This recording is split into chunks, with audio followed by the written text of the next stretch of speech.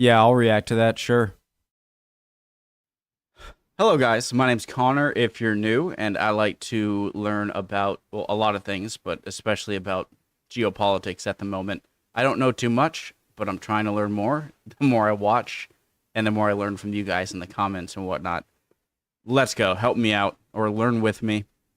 TLDR News EU, great channel. Original link, top description. If you haven't seen it yet, want to check it out on your own. First video of the day. It's hard for me to talk right now. Will Trump force Ukraine's Finlandization? Let's find out. This video is brought to you by Ground News. With ceasefire talks to end the war in Ukraine now very much underway, attention has turned to what Ukraine might look like after the conflict. Until recently, it looked like Ukraine might ultimately join the so-called West. The EU opened accession negotiations with Ukraine in late 2023, and in 2024, then NATO chief Jens Stoltenberg said that Ukraine would eventually become a member. However, US President Donald Trump has made it clear that he wants to end the conflict as quickly as possible, and ruled out either American security guarantees or Ukraine's NATO accession as part of any negotiated settlement. You see, I know NATO has rules in it where you have to have everyone like vote yes for someone to get in, right? But to have one power in NATO, one member in NATO in the US, to have so much power to sway NATO decision in a way not just withholding its vote, but trying to speak for NATO is another reason for, I'm not saying, well, maybe I am saying build another military alliance, or at least like an inner alliance, or a NATO 2.0, where America doesn't have as much say to just craft the narration of what NATO should do, right? That just shouldn't happen. As a result, it now looks increasingly likely that Ukraine may be forced to adopt a policy of neutrality in the event of a ceasefire, perhaps akin to Finland's policy of neutrality during the Cold War. Oh yes, I'm sure that'll stop Russia in the future from invading, is just let them be neutral. So in this video, we're going to talk about why the so-called Finlandization of Ukraine is looking increasingly likely, and whether it could actually work.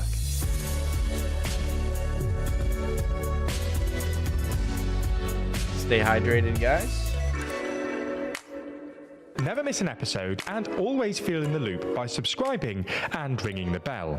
So first, to better understand this concept and how it relates to Ukraine today, we need to give a brief history lesson on Finland and its experience as a neutral frontline nation during the Cold War. Finland became independent in 1918, following the collapse of the Russian Empire and a failed communist revolution in Finland. 2 decades later, Joseph Stalin, who always wanted to restore the territories previously controlled by Imperial Russia, came to power and signed a treaty with Nazi Germany, which would allow the two powers to establish their own spheres of influence in Eastern Europe. Soon, the Nazis invaded Poland and the Soviets invaded Finland. And Poland. The most frustrating part about World War II, post-World War II, I know Russia was by far the country that lost the most people, like 20 million people. They were very unprepared because they had some pact agreement with Germany not to attack each other, and in fact to partition Poland together. And they were starting to fight Finland. And then when they get attacked, now they're like, oh, no. Okay, we need help. And I know Russia was still, the Soviets were a major part in winning World War II, okay? But the most frustrating part is that they helped partition Poland in the first place. And at the end of the war, when Germany was defeated, the Soviets still controlled Poland afterwards. That's the most biggest injustice in terms of countries from post-World War II. It's infuriating. Leading to two wars in Europe. Soon the Nazis invaded Poland and the Soviets invaded Finland, leading to two wars between Finland and the USSR. There were essentially two phases of the same conflict. The first was the Winter War in 1939, which culminated in the signing of the Moscow Peace Treaty, where Finland ceded approximately 9% of its territory to the USSR. This was followed by the Continuation War in 1941, during which Finnish forces allied with Nazi troops to invade the USSR in an effort to reclaim their lost land. However, as the Nazis struggled to make significant advances, so did the Finns, who were soon left pretty isolated and struggling to fight the massive Soviet army. And you can't blame the Finns for, in my opinion, joining the Nazis. Yes, I'm saying this. You cannot blame the Finns for joining the Nazis in the beginning, because the big threat to the Finns wasn't Germany. It was the Soviet Union. And so when one giant power in Germany, although invading parts of Europe, then fights your arch enemy, then yeah, I'm going to take that as a opportunity to take back my own land. So in the end, Finland had to sign a pretty humiliating treaty, which allowed Finland to narrowly preserve its independence in exchange for giving up the territory Russia occupied. As you'd expect then, the Finns weren't exactly on good terms with the Soviets at the start of the Cold War, and Finland was always wary that their hostile neighbour, which had now become a global superpower, would try to annex them again. In this context, in 1948, the two sides negotiated the so-called Treaty of Friendship, which did several things. Let me just say one more thing about Poland, okay? Poland. You're attacked by Germany and then by the Soviets. The West can't help you yet, even though they said they would, right? Or the allies at the time, France and the United Kingdom. And they didn't go to their rescue. I'm not sure how much they could have done there. And then you're half Poland. I mean, you're half Soviet, half Nazi Germany. And then Nazi Germany pushes through the rest of Poland to kick out the Soviets and attack the Soviets. And then the Soviets go back and kick out the Germans out of their country and then out of Poland. And then Poland becomes a puppet state of the Soviet Union. It's like, what the hell? Like,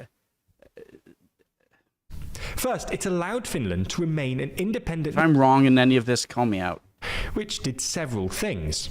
First, it allowed Finland to remain an independent nation, providing it didn't allow anyone to invade the USSR via Finnish territory. Second, Finland had to remain neutral and not take part in any Western alliances, including most obviously NATO and the European Union. For instance, when the first steps towards European integration were taking place, Helsinki wasn't allowed to participate, and was limited to remain only as a member of the European Free Trade Association, which was considered sufficiently apolitical by the Kremlin. Nonetheless, to deter future invasions, Finland built up an impressive military, mainly resourced by a policy of universal conscription. Finally, domestically, Finland endured years of self-censorship, with its media largely unable to criticise the Soviet Union. Additionally, this sort of curtailed Finnish democracy, because voters had to elect leaders who could maintain cordial relations with the Soviets. This is partly why President Urho Kekkonen, often viewed as an autocrat, stayed in power for 26 years. He was seen as essential for preserving good relations with Moscow. Anyway, the term Finlandization emerged to describe this state of affairs, where Finland was nominally neutral, but in some ways subjugated to the USSR, and is actually considered a pretty offensive term in Finland. Nonetheless, following the collapse of the USSR, Finland was free to move closer to Europe, joining the EU in 1995 and NATO in 2023. Clearly, there are parallels between what happened to Finland in the 20th century and what's happening to Ukraine at the moment, which is why some commentators have suggested Finlandizing Ukraine. In other words, turning Ukraine into a neutral country outside NATO with a relatively large army, and creating a political consensus inside Ukraine against upsetting Russia.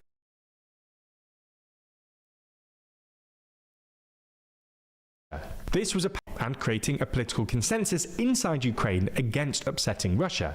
This was apparently first proposed by French President Emmanuel Macron a couple of weeks before Russia's invasion in February 2022.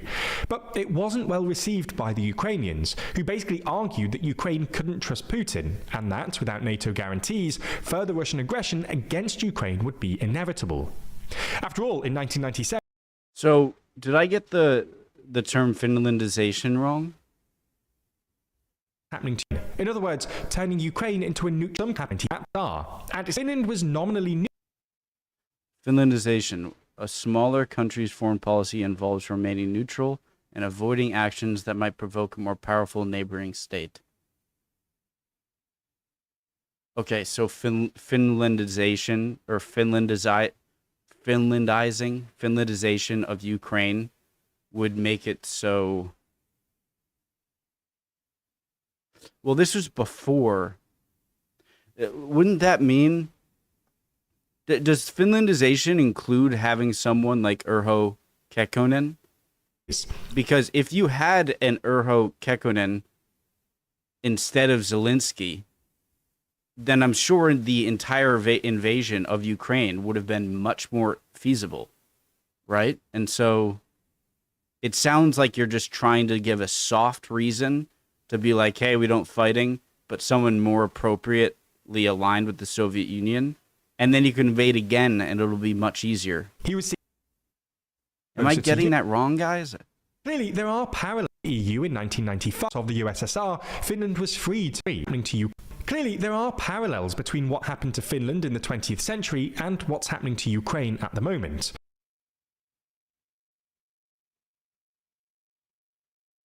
Yeah. Which is why some commentators have suggested Finlandizing Ukraine.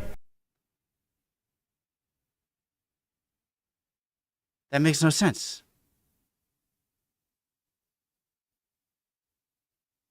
In other words, turning Ukraine into a neutral country outside NATO with a relatively large army and creating a political consensus inside Ukraine against upsetting Russia. This was apparently first proposed by French President Emmanuel Macron a couple of weeks before. Okay, so proposing it before the invasion of the Soviet Union, I can see it as more of a feasible option. But if they had done this, then then the Russians might have swept over more easily. I thought they were suggesting a Finlandization of Ukraine right now, which would be the dumbest thing, right? For Russia's invasion in February 2022. But it wasn't well received by the Ukrainians, who basically... I understand. Oh my God, I'm so stupid. I understand the title now. Argue 2022. But it wasn't well received by the Ukrainians, who basically argued that Ukraine couldn't trust Putin, and that, without NATO guarantees, further Russian aggression against Ukraine would be inevitable. I'm so stupid. That stuff I should have understood. It makes more sense now. After all, in 1997, Ukraine signed the Budapest Memorandum, which stated that, in exchange for relinquishing its nuclear arsenal, Ukraine's sovereignty would be respected by Moscow. But in 2014, Russia violated the Budapest Memorandum by annexing Crimea and supporting separatists in Donbass before staging a full-scale invasion in 2022. Since then, any proposal for Finlandization has been met with strong resistance in Ukraine, whilst public support for NATO membership has grown. And well, until recently, it looked like this might happen. Obviously, most NATO members didn't want to admit Ukraine until the war was over. But in mid-2024, both US Secretary of State Antony Blinken and NATO Chief Jens Stoltenberg said that Ukraine would become a NATO member. I think it is non-negotiable, okay? If either... These are the only two feasible things here, okay? Is guarantee Ukraine won't join NATO for Russia. That's their thing they get. But but Russia moves out of all Ukrainian territory, including Crimea. Okay, that's one that I think could be reasonable. Or two, Russia keeps what they have gotten in Ukraine, but Ukraine gets immediately fast-tracked into NATO immediately. Those seem to be like the only reasonable deals that I can see. If neither of those are accepted, I think what else to do except continue the war? Albeit without providing a timeline. However, Trump's return has changed all this, and in February, the US Defense Secretary stated that, quote, the US does not believe that NATO membership for Ukraine is a realistic outcome of a negotiated settlement. Okay, then what does Ukraine get, Pete Hegseth? What does Ukraine get? What does Russia lose? Thus restarting speculation about Ukraine's ultimate Finlandization. Nonetheless, Finlandization remains an unpopular solution in both Ukraine and Europe for at least 3 reasons. First, it would feel deeply unjust for Ukraine to accept Finlandization, which would involve a degree of subservience to Russia, after 11 years of military aggression. Second, it's hard to imagine Ukrainians accepting relatively pro-Russia politicians in the same way that Finns did during And third, now you've made it easier if Russia attacks again. the Cold War. This could also be pretty bad for Ukraine's future democracy. In post-war Finland, Moscow rewarded politicians who did Russia's bidding and introduced a crop of Soviet secret operatives in the country who worked closely with the Finnish elite. Although Finland has since emerged as one of the least corrupt countries in the world, Ukraine's long-standing struggles with corruption might only worsen under a Finlandized framework. But the third and biggest issue is that it probably wouldn't work, and Finland's own foreign ministers have warned that forcing neutrality on Ukraine won't bring a peaceful solution to the crisis with Russia. Putin has been more antagonistic to Ukraine than Stalin was towards Finland, suggesting, for example, that Ukrainians don't have a national identity distinct from Russians, and shouldn't have sovereign status. It's hard to imagine any degree of subjugation from Ukraine that would satisfy Putin, and Well, in the beginning, both Stalin and Putin had the same idea, right? Stalin wanted all of Finland, Putin wanted all of Ukraine. It's hard to imagine any degree of subjugation from Ukraine that would satisfy Putin, and it would be impossible to guarantee against future Russian aggression without some sort of international security guarantee. With negotiations on a ceasefire in Ukraine well underway, currently in Saudi Arabia, this story has been covered by more than 164 sources. Interestingly, we know that more than 21 of these have been reported by the left, and 23 have been reported by the right. That's because this week's sponsor, Ground News... Guys, I'm going to keep watching. I'm going to make sure to watch the sponsor from TLDR News EU. It's their channel, so... It was an amazing video. I said mainly most of my points, but experts on if you're interested in Ground News, I want to make sure you get the promo codes first. /TLDR. Please use that if you're interested in Ground News. It's a great thing for getting your news without built bias. By a former NASA engineer on a mission to give readers an easy, data-driven, objective way to read the news, they ingest over 50,000 articles from all over the world and then organize each by story. For each and every story, you can see the number of reporting sources, where these sources lead on the political spectrum at an individual level and group level, compare the headlines of each source, and read each article all without ever leaving the app. But one of the best parts of the app is their comparison feature, which highlights specific differences in left-leaning and right-leaning reporting. For example, for this story, left-leaning outlets tended to emphasize a poll showing Ukrainian support for a ceasefire, whilst right-leaning outlets de-emphasized this aspect. Ground News is such a useful tool for our current media landscape, and I think an app like this will only become more essential as the media landscape continues to evolve. If you're interested in everything that Ground News has to offer, you can get 40% off the Unlimited Access Vantage plan using the link in the description or by scanning the QR code.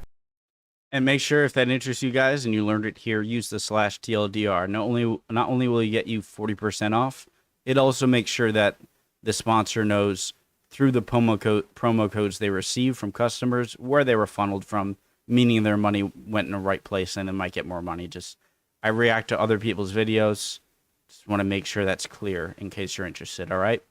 Great video. Let me know if I said things that were wrong and you disagree with. Would love to hear it. Any comments at all? Any answers to my questions? Love y'all.